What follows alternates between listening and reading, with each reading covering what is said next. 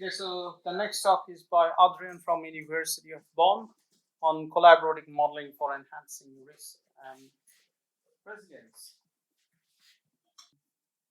Yeah. Okay. Ladies and gentlemen, my esteemed colleagues from the scientific communities, good afternoon. Before I go to or proceed with my presentation, we first introduce myself to you briefly. My name is Adrian Almoradie. I'm a research associate from the University of Bonn from the Department of Geography with a group of the Eco-Hydrology and Water Resources Management. And today I will be presenting to you a framework that we developed together with Professor Mayuri Eros about an interdisciplinary approach to enhance flood resilience, and we call this framework collaborative modeling. This has been already mentioned by my colleague, Britta Holloman. So the contents of this presentation is outlined as follows. I think it's, for me, it's better to define in context what is interdisciplinary for us to have a common understanding of these terms, and why and what is collaborative modeling. And here I will also present case studies where we implemented the framework with the outcomes and its insights. Interdisciplinary. I think we share the common understanding of what is interdisciplinary. For us, it's a collaboration in cooperation between different or in the same level of scientific disciplines to understand and also to look at environmental issues, for us more specifically on water-related issues. And transdisciplinary, we mean in the involvement of stakeholders and representatives of society in order to bridge the gap between problem analysis to know more about issues really happening in the area, and also to include them in the identification of measures and its sustainable implementation. These two approaches gives you different types of information or results. Interdisciplinary provides you scientific-based facts, so maybe coming from the models. Transdisciplinary gives you information based from the local knowledge of stakeholders. This could be influenced by the interests, attitudes, and opinions. The question is how to make sense of these different types of results and information and to have a meaningful decisions for a solution. And just to briefly mention what is the importance of stakeholder participation, stakeholders particularly knows their local environments, so the problems and issues, and this can really help identify what is happening in the system, which the models could probably not capture because of maybe spatial resolutions of your model, for example. And if you include participation, this builds trust among stakeholders, not only among stakeholders, but also with experts and maybe also with policymakers. And this enhances also their awareness, which in the end helps them be able to have a negotiated consensus. And overall, this enhances the resilience. And the question is, what are the remaining major challenges and hindrances in participation? One is how to continually engage them and gain the interest in the participatory process. This is influenced by a number of factors: spatial distribution, of course, how large is the area, so you can bring them all together in a workshop, their financial resources, their time, and of course, stakeholders have different interests, and some of these interests are even opposed. And the question is how you can bring them all on board. And perhaps it may happen during the workshop, there are disagreements and participatory fails. And lastly, how to effectively communicate this information to them for a better decision. So how can we combine these scientific based facts, with the local knowledge of stakeholders, with the interests and attitudes? So here we develop this framework, collaborative modeling, Collaborative modeling is a socio-technical approach, which uses, so it means you involve stakeholders, and you have also technical tools to support these interactions. This use supporting tools for an interactive engagement process. The idea behind here is to support individual and social learning, so more on the heuristic part, to increase resilience. In our case, of the 2 case studies that we implemented the framework, we have used the hydrological and hydrodynamic models because we are more focused on flood risk management. And we also developed a web-based computer and mobile-aided environment, integrating a multi-criteria decision methods. For example, here we use the TOPSIS method. This is the technique of order of preference by similarity to ideal solutions. The idea here to use these tools for sharing information, for the planning, and for building negotiation for consensus and decision supports.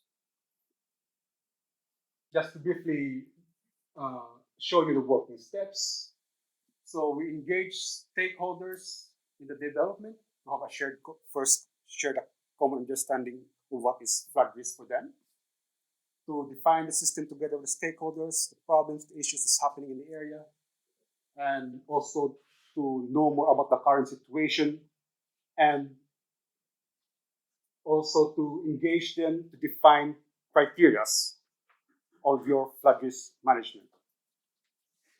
We also engage them to define scenarios and also to set a number of proposed alternatives of the so-called measures, which will be used later on for ranking of alternatives, to have some common grounds to start with a negotiation to select the most preferred alternatives for implementation.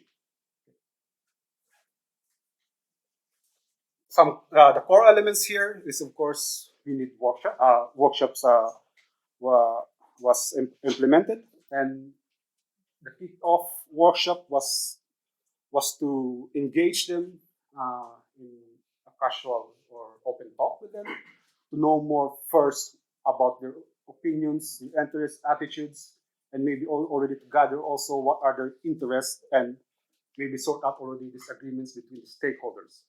And this helps a lot to bring them all together and sort out these disagreements if there are different kinds of interest, opposed interests, I mean.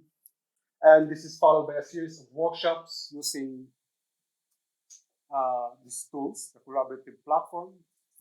This is a tool that is used to provide general information about the flood risk management and provide minutes of, for example, the workshops and simulation results from the models and historical data.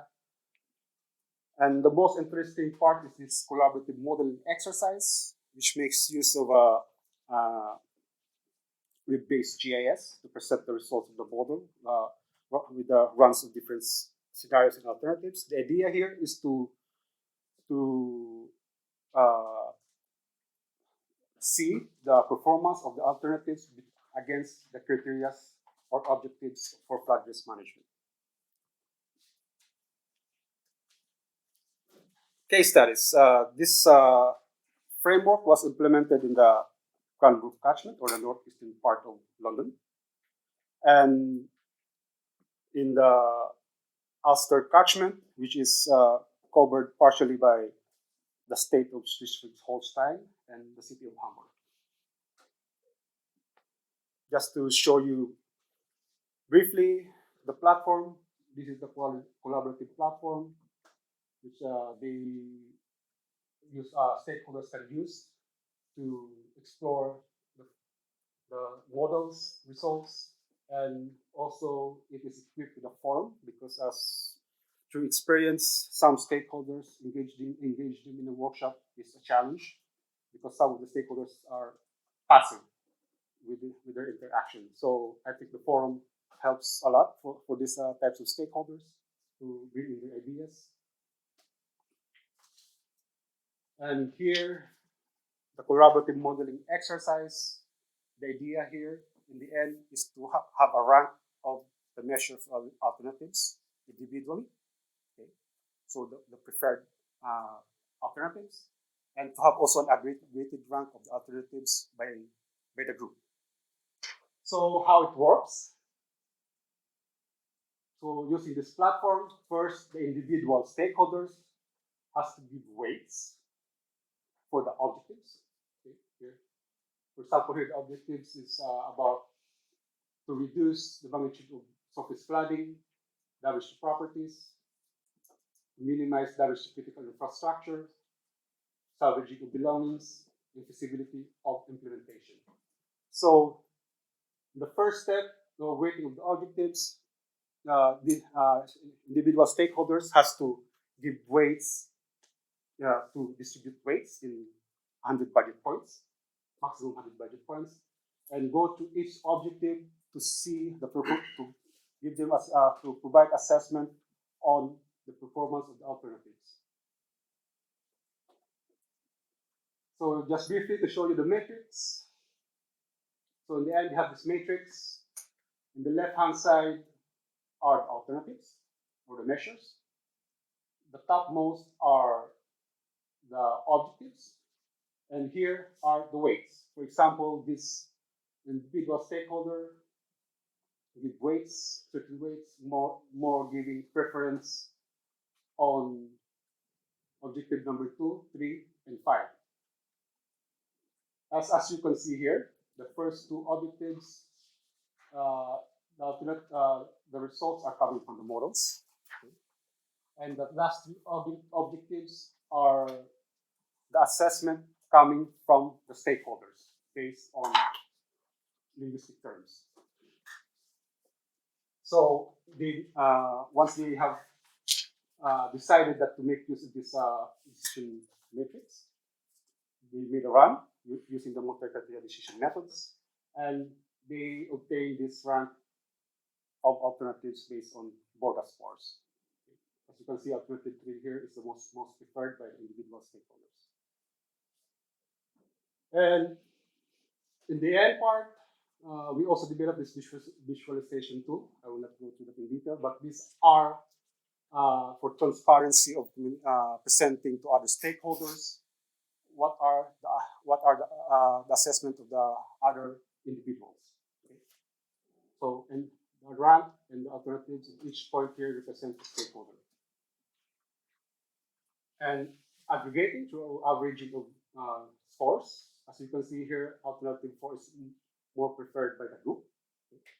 But this still remains to be discussed. Maybe this can change to reach consensus and to have a final preferred alternatives, because 3, 4, and 5 is quite close in terms of scores.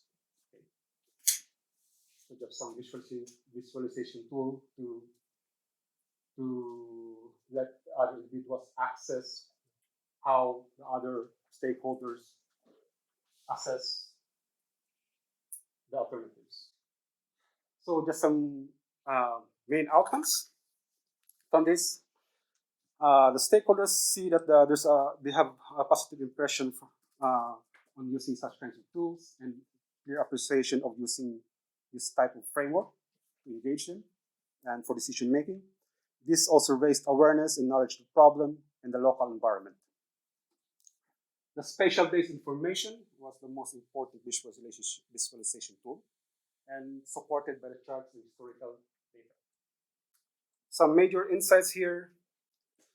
I would say that we see that it's really important to engage stakeholders in the early and in the developmental phase, because this helps you frame the other workshops for and also interactivity in their engagement. And discourse among different stakeholders is also important to sort out issues and difference in interests and opinions. Holistic engagement with stakeholders is important to effectively communicate model results and acceptance for use. But the challenge that we had here is how to gain stakeholders to use such kind of application. And this is one of the comments from the stakeholders, suggestions. For its intensive use in the future, it will be accepted by the wider audience. A culture of using this application needs to be created. Yeah. So I leave this question for you and also for me. This still remains to be think about how could collaborative modeling be used to really assess and measure maybe the risk in resilience. Thank you very much.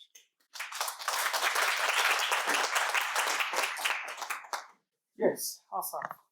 Thank you, Adrian. I have two questions. Yes, please. I may missed, but let me ask which technical methodology you use for weighting of your variables. Because TOPSIS is after weighting, I think you use TOPSIS for selecting this of ideal solution. Yeah, based on ideal Which solutions. methodology you use for weighting of your variables by experts? Directed by experts, Yes. so they gave by their own opinions of which of this criteria is important for them.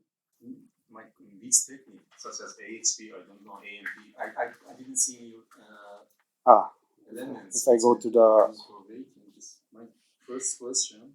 yes. So here in the weighting, no, there's no methodology that was used. It's directly coming from them. Okay. So we have 100 budget points that we have to distribute in this criteria or objectives. So if we feel, for example, that the salvaging properties is most important for them, then I don't know, they give 30, something they give 40, important. But you can see here from different types of stakeholders, we have different interests. This is inconsistency in judgment. Sometimes you know what happens. My second question: do you have validation of results to understand the reality, trustability of results? Because you use objective ideas from experts. Have you used or thought about the validation of the results? That's I think a really important question here. Unfortunately, it was only a research project in a very short period, and we were not really able to go into that part to discuss more of them with other stakeholders about the validity of these results. We didn't have that opportunity. And it could have been good to have another round with them to see the results of this and maybe involve other stakeholders and see their perceptions about it as well. Yes. Thank you. Yeah. Thank you very much. I think by collaborative modeling, you mean decision support system. This is already developed several years. My question is, I think the crucial thing is to maintain. So the crucial question is to maintain the decision support system for a longer period. So, for example, if the research project is completed, then after several millions of euro investment for the decision making, then the maintenance of the tool is a very crucial thing. So, in your case, how is the plan for using this kind of things? This is very important for communication, but after the project is finished, is done. Yeah, indeed, that's question of sustainability of the decision support systems. But I think here in this case, for our case, is more intended for short-term decisions about selecting for a negotiated consensus and preferred alternatives, because there are different types of decision supports on maybe on warning systems, etc. And here I would say that at least this provided them already a tool and framework to make use also for other case areas. So if you have to ask me if we have for other types of decision support systems for its sustainable use, I think it's always also good to involve institutions that are, for example, in flood risk management authorities, and to engage also other important institutions in this such kinds of systems. So just a stretch from what your colleague mentioned from the last talk before the launch, she's talking about also interdisciplinary approach. Yes. she mentioned the positive part that it acknowledges that the system is complex with different complexities, and then the negative part being that it contains information. How were you able to reconcile these two to strike the balance between these two? Can you maybe expand your Okay, just to question? say, I mean, approaches that are interdisciplinary. Yes. Of course, you have a lot of complexity of how to merge, let's say, different systems, right? Maybe if someone is considering social dimensions, environmental dimensions, physical dimensions, etc. And because you have a lot of components when you are mixing these different disciplines together, it gives complexity, of course. So, how far was too far for you in terms of striking a balance when you are taking up a project that is interdisciplinary? Well, I think for if you have to ask my opinion about it, I think it's always good to bring in all together these different types of scientists and discuss and understand first a common ground of understanding among themselves, and from there to base on how they can balance this type of, for example, for studies or research studies. And I think it's always best to bring them first in, talk about different perceptions from different disciplinary groups, and to have a common ground of understanding. So I don't have really that complete answers. Okay, thank you very much.